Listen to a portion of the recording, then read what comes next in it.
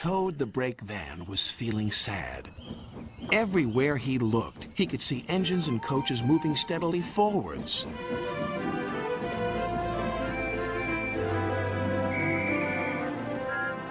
They all looked confident and cheerful.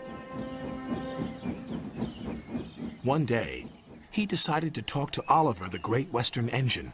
I'm always going backwards, Mr. Oliver. I have forward-thinking views. I could be a leader, if you know what I mean. You can't be a leader without a train to follow. You don't have a train, Gordon said.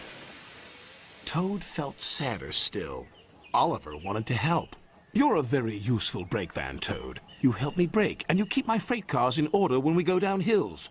I know, Mr. Oliver, but it would be so exciting to go forwards for a change instead of always seeing things sliding away from me. The freight cars were cross with Toad. Who's he to start complaining? He's lucky to be able to look after us. Let's teach him a lesson.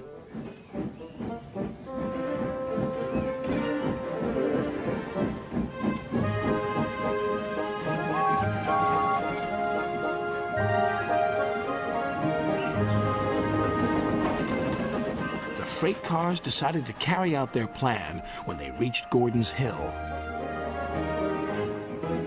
When they were nearly at the top, they played their tricks. Ready, steady, go! And they jerked at a coupling, which broke. We're making your wish come true, Toad! Follow the leader, yelled the freight cars.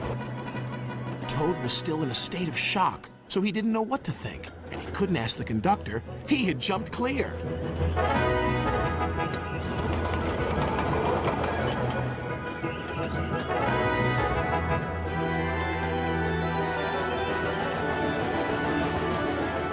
Faster, faster, as fast as you want, screamed the freight cars.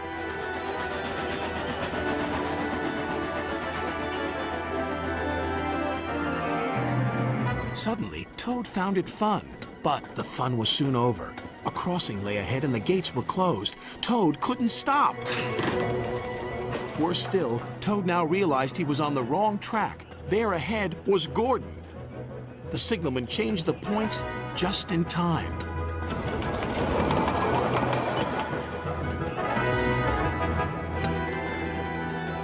On, faster, cried the freight cars. Suddenly, he saw James pulling a long, slow train. Oh, my goodness! Help! Save me! A quick-thinking shunter did, just in time. What was that? Exclaimed James. The signalman warned the station master at the next station. There's a runaway coming. We'll send him into the sidings. Help! Help! Called Toad again.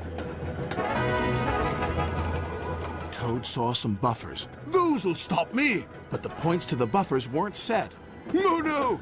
I'm back on the main line! Meanwhile, Oliver was racing to the rescue. I must catch Toad. I must! Toad sped past Henry. More danger lay ahead. Men were working on a bridge, but they had been warned about the runaway Toad and his freight cars. They diverted him onto old sidings, straight into a muddy pool.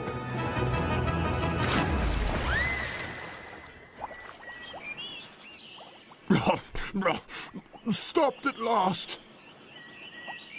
Oliver arrived, and when he saw Toad, he could only smile. A pond is the only place for a toad, I suppose?